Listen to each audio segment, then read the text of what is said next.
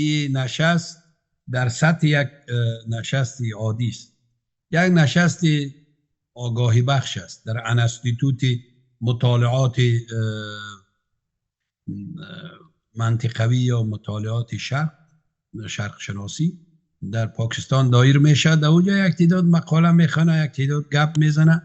اصلا پاکستان یک از این طریق میخواد طالبان را فشار بده که اگر شما گپای ما را 100% نگیرین، ارتباطتان با هندوستان قطع نکنین، باز ما اینجا کسای دیگه هم هست که آماده هستند که ما اینا را حمایت کنیم.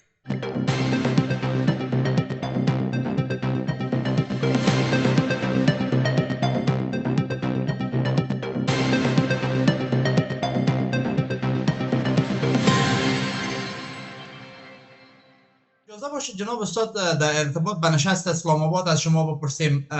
قرار است در روزهای 25 و 26 اگست نشست در انستیتوت مطالعات استراتژیک اسلام آباد بر رهبری دکتر ماریا سلطان برگزار شود که در آن شماری از مخالفان طالبان به شمول فوزیه کوفی و جمع کثیری از رهبران جهادی دعوت شدند. این خبر موجی از بحث‌ها و تحلیل‌ها را در محافل سیاسی افغانستان برآ انداخته که گویا مخالفان طالبان باز دوباره در پاکستان جمع میشن و در مقابل دولت به وجود آمده طالبان که امروز یک دولت قومی است، اینا میخوان مبارزه بکنن و جنگ دیگری در راه است. آیا نظر شما همین چیز است یا چیز دیگری؟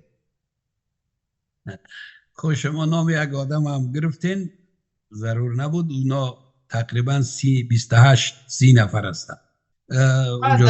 دلیل نام گرفتنی بود دوستان که در پای دعوتنامه اسم بانو فوزیه کوفی و بانو ماریا سلطان حک شده. ما به اون دلیل گفتم. زیاد بود، جو زنا زیاد. بله. 5-6 زن. خب هر صورت ما خدمت شما میخوایم عرض بکنم که این نشست در سطح یک نشست عادی است. یک نشست آگاهی بخش است در انستیتوت مطالعات منطقوی یا مطالعات شرق شناسی در پاکستان دایر میشه. در اونجا یک تعداد مقاله میخونه، یک تعداد گپ میزنه. اصلا پاکستان یک از این طریق میخواد طالبان را فشار بده که اگر شما گپای ما را 100% نگیرین، ارتباطتان با هندوستان قطع نکنین، باز ما اینجا کسای دیگه هم هست که آماده هستند که ما اینا را حمایت کنیم. اینا یک تعدادشان خودشان رفته بدون شک دعوت شدن. ارتباطاتی را که در پارلمان داشتن با سفارت پاکستان، شناختهای قبلی را که داشتن از طریق کابینه، از طریق چیزای وظیفویشان، خیلی دعوت شدن، مستقیم دعوت شدن. یک تعداد دیگر همی برادرها، چی برادرای در تاجیکستان است، چی برادرای در ترکیه است، خودشان میگن اول ما را نخواین، این او اول خود رفتن اون آبساد داو خوردن.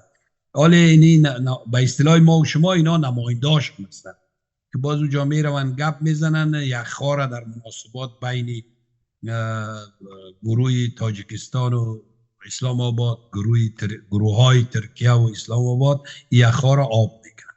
اینا به اصطلاح میانجیگری میکنن. اینا به اصطلاح صدای از اینا را با اونا میرسانن، صدای از اونا را به اینا میرسانن تا بالاخره اصل نفرا بروند مذاکره کنند. من باورم است که استخبارات پاکستان بسیار هوشیارانه پیش میروند. ارتباط بسیار تنگاتنگ با طالبان داره، ارتباطش هم با این دیگام ایجاد کرده و میخواه برای دنیای غرب، کشورهای اسلامی نشان بده که پاکستان هنوزم نسبت به مسئله افغانستان علاقمند است و نسبت به مسئله افغانستان نقش داره.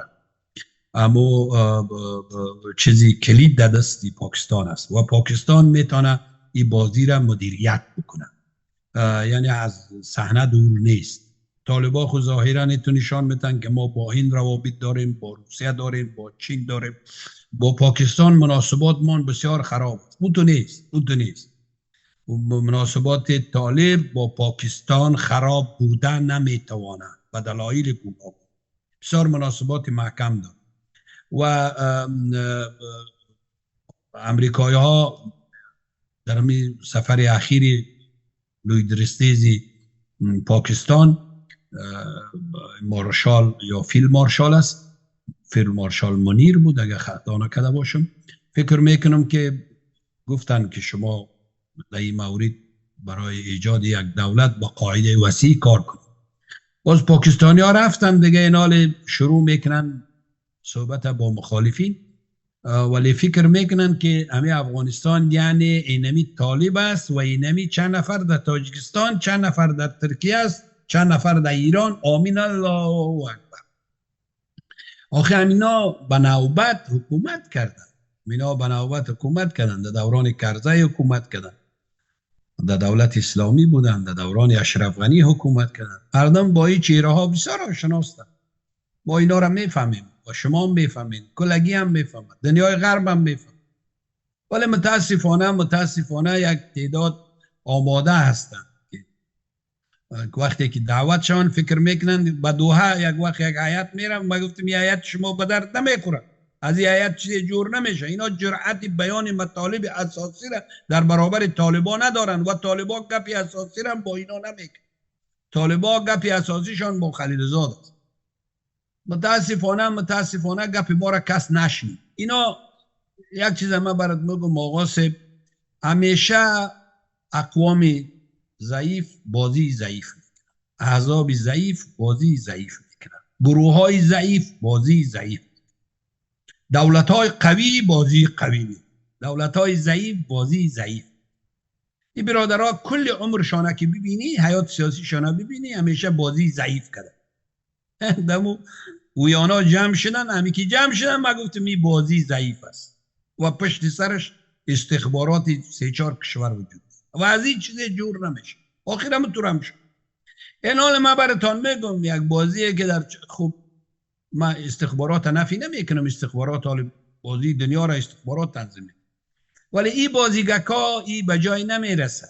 این یک فشار از سر طالبان فشار میارن که شما گپای ما را بیشتر بشنوید. طالبان میدانند که پاکستان شارگاه اساسی طالب و افغانستان پیش خود داره، اما دو بندر اساسی را اگر قطع شود انسان هم میخواد. یکی همی چی که هست دمی بندر و بندر کراچی و بندر ترخم، کراچی، بندر طرف قندار و کویتا، گوادر. همین دو همین بندر به طرف چی میری؟ از ایران قندار و کویتا. بندر گوادر است. او چاوا علایده است، او طرف هند است. این حال اگر همی قطع شود، همین جا که گندم نیاید، مواد نیاید، همین مردم از گشنگی میمرن. ایره اونا میدونن، ایره همگی هم میدونن. با خدا اگر ترکاری حتی در کابل پیدا شود دیگه، آرد خوبان روغن خوب.